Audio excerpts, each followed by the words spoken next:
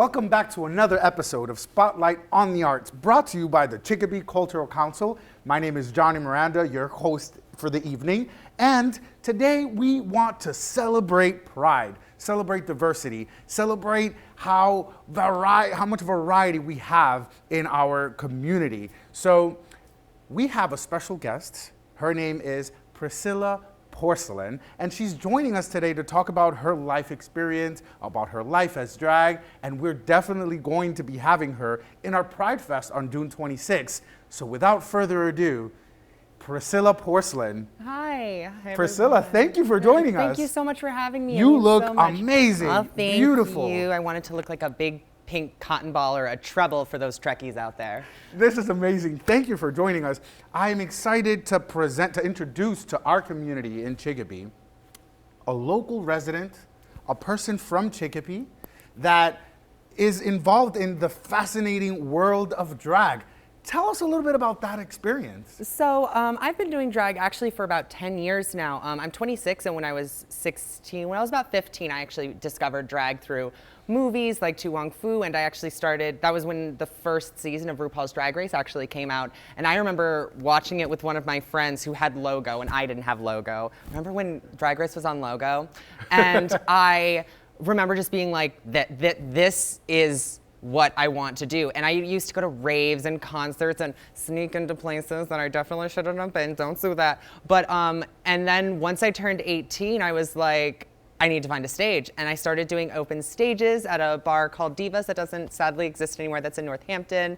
And ever since then, I've just been doing drag and being pretty. And now, after all these years, I actually host my own shows. I have a show coming up in Northampton. I host brunches, and she's booked and blessed. I am excited that you are booked and blessed and highly favored, like our friend Heidi from the closet would say. Yeah. I'm excited that you are presenting and showing your talent during the Pride Fest for various reasons. One, because you're going to entertain us, but secondly, how important it is for Chicopee to know that the up-and-coming superstar Priscilla Porcelain is from our backyard, from our local community.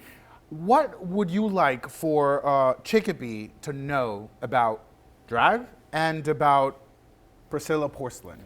The first thing I want everybody to know about drag is intersectional. Drag is something that I don't care who you are. I don't care what gender you are, what your sexuality is, what your race is. Drag is for you. If you want to do drag, do it. It doesn't matter whether you want to be a drag queen, a drag king, a drag alien. Just have fun. Put a cute outfit on, throw some glitter and some lashes on, and go out there and have a good time. Because drag has always been about expression, and it's something that has brought the queer community together for literal decades. Like back in Berlin, Germany, that's where drag was really big, and then when it came into America in the late or the early 20th century, it just has always brought so much joy to our community.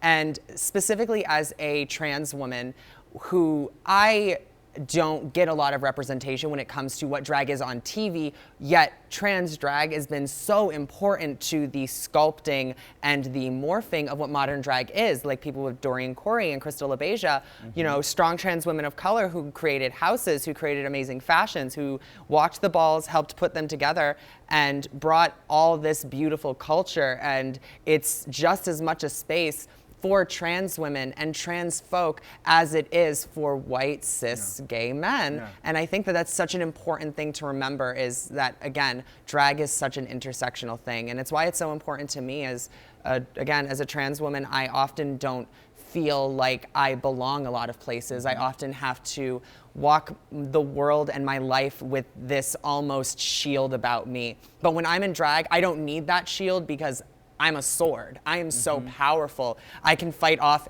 anything that comes my way. Like, as Holly, I'm just a normal person. It's almost like becoming a superhero, because then when I'm Priscilla, it's like my superpower is not giving a damn about how anybody feels, especially people who don't care about me at the end of the day. And that's another reason I say do drag, is if you feel like you are not strong at times, if you feel like the world is so hard on you, do drag. I promise you will feel like a superstar. Even if you look back in 5 years, a year, a week, and see that photo and you're like, I looked a mess, but remember how you felt, because I bet you felt absolutely on top of the world. And that's how we should all feel all the time. Thank you for that. I mean, definitely, I feel that it has brought empowerment to you, and I'm glad that that's something that you can teach others, right? How they can feel empowered through drag. Now, for our audience and to clarify, there is a difference between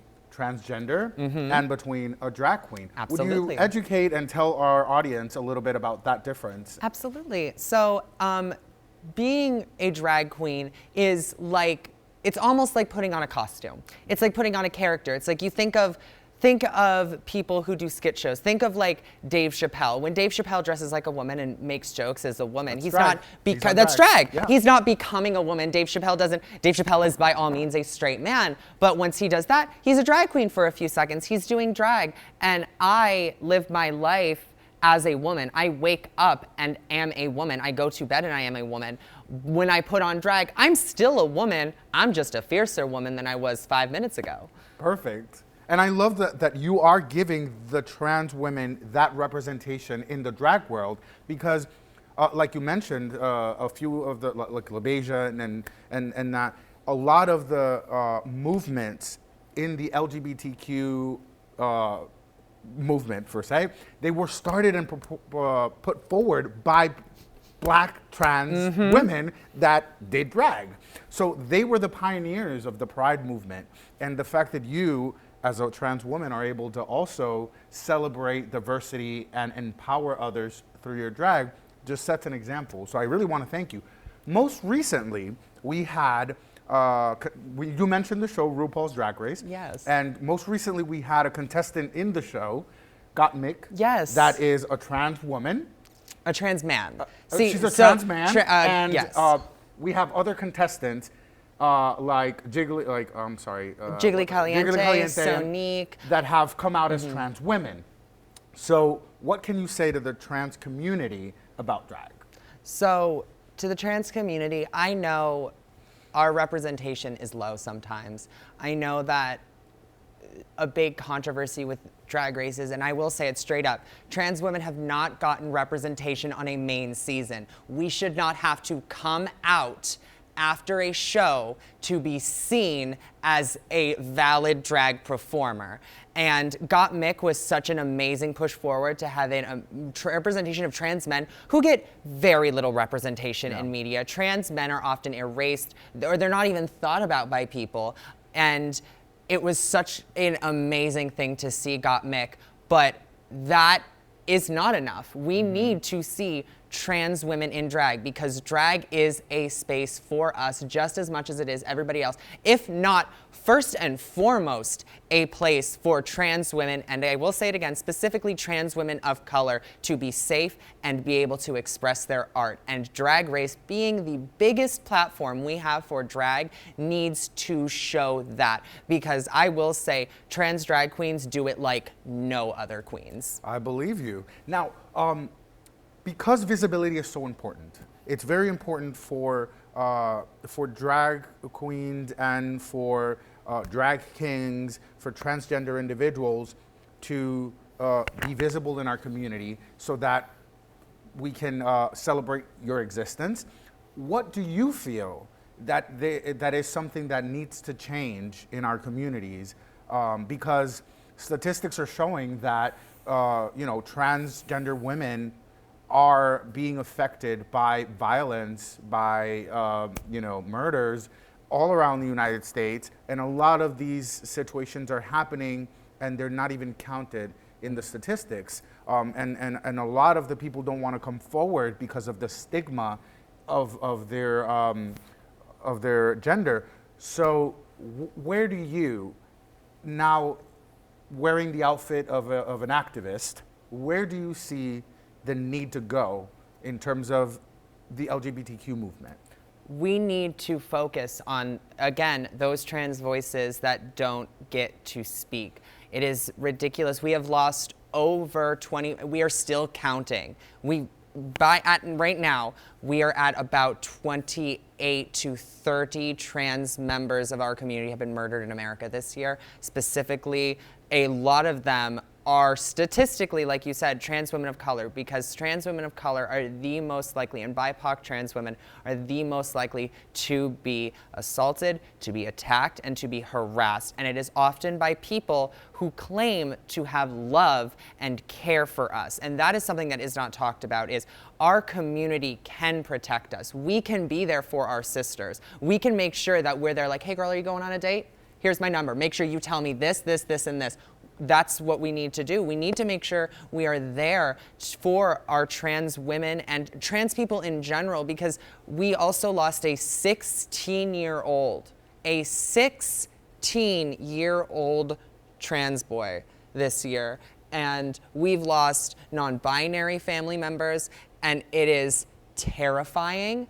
And like this, there is a saying that is, give us our roses while we are alive, because so often we are memorialized. We are not idolized. We are not brought up into the community to be loved. We are seen, but only cared about and loved when we are gone. And that is ridiculous, and I am so unbelievably tired of seeing it.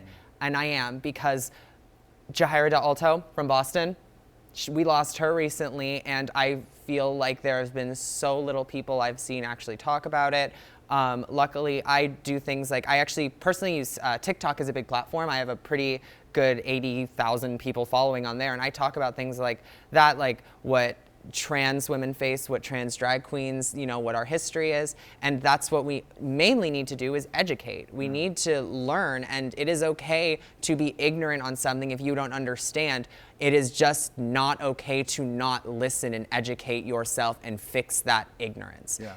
I'm so proud of you being able to come out as, you know, and show the world your genuine self. And by creating Priscilla Porcelain, I think that that is a tool for you to continue to empower people. It's a joy to know you, and I know that Chicopee is definitely going to love you when they see you on June 26th. You will be performing at the Chicopee Pride. So what an honor for it to be the first Pride in Chicopee, and we have our very own Priscilla Porcelain on it. How do you feel about that?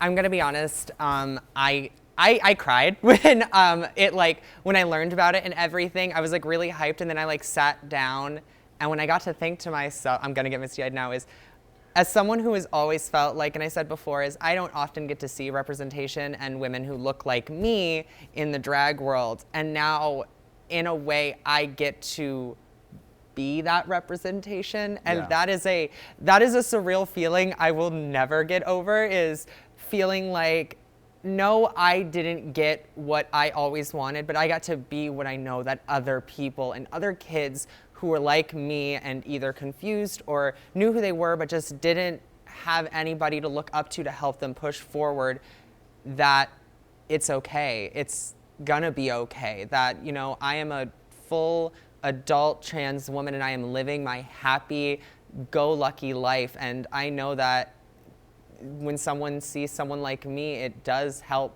when you are like me and you're like, wow, I can do this, I can be okay, and I can make sure that I live and thrive. Thank you so much for being so inspirational. And now you're going to actually gift us with a little bit of that fierceness, right? Yes. Awesome. So, ladies and gentlemen, without further ado, let's have a wonderful performance by the one and only Chicopee's own Priscilla Porcelain.